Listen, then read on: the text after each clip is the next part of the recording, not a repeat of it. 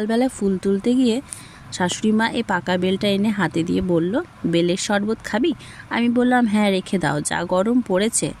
তারপরে একটু বেলা গড়াতে বেলটাকে ফাটিয়ে বেলের ভেতরে যত শাঁস ছিল সেটাকে চামচ দিয়ে ছাড়ানোর পরে ফ্রিজ থেকে বরফ ঠান্ডা জল বের করে তাতে অ্যাড করে নিলাম।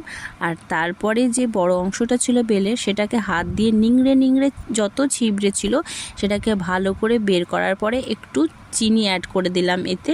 কারণ আমার ডাউট হচ্ছে যে বেলটা কি আদৌ ততটা মিষ্টি হবে যতটা দেখে লাগছে, কারণ আমি একদমই টেস্ট করিনি।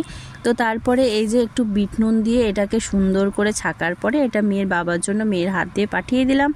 আর এই যে দেখতে পাচ্ছ যেটা ছাকা নেই সেটা মেয়ের জন্য, আর আমিও বিনা ছেঁকেই খাবো, কারণ ওটাই খেতেই বেশি ভালো লাগে। তো এত গরম পড়েছে একদমই রান্না করতেও ইচ্ছে করছে না, খেতেও ইচ্ছে করছে না, কিন্তু করতেই হবে, কি করা যাবে। তাই পাতলা করে মুগের ডাল, আলু সেদ্ধ, পটল ভাজা, মাছ ভাজা, ডিম সেদ্ধ করে রেখেছি, যে যেটা দিয়ে খাবে। আমি তো পুরো নিরামিষই খাবো।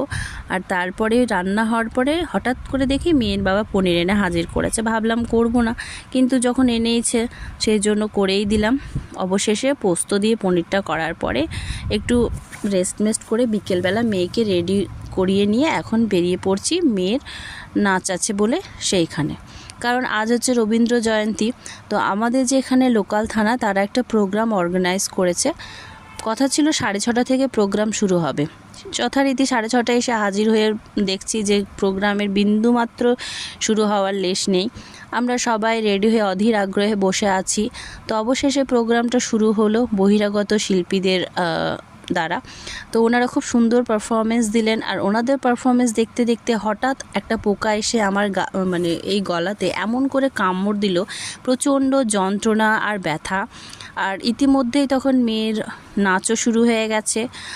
তো মেয়ের এই সুন্দর নাচটা দেখে সত্যি কথা বলতে মা হিসেবে যে ব্যথাটা করছিল গলাতে আর যে জ্বালাটা করছিল সেটা নিমেষেই ভুলে গেলাম। তো এই ছিল আজকের মিনি ব্লগ। যদি ভালো লাগে তো প্লিজ আমার চ্যানেল ভিডিও ক্যাপচারকে সাবস্ক্রাইব করে আমাকে সাপোর্ট করো। আর যদি তোমরা ফেসবুকে এই ভিডিওটা দেখে থাকো তাহলে আমার পেজকে ফলো করে আমাকে সাপোর্ট করো। আর একটা কথা বলতে ভুলো না যে আমার মেয়ের নাচটা কেমন লাগলো। আমার মেয়েকে যদি চিনতে অসুবিধা হয় তাহলে বলে দিই যে ভিডিওর ডান দিকে যে নাচ করছে সেটা আমার মেয়ে। দয়া করে যদি ভালো লাগে নাচটা তাহলে কমেন্টে জানিয়ে যেও। তো আবারও দেখা হবে অন্য কোনো ব্লগ নিয়ে।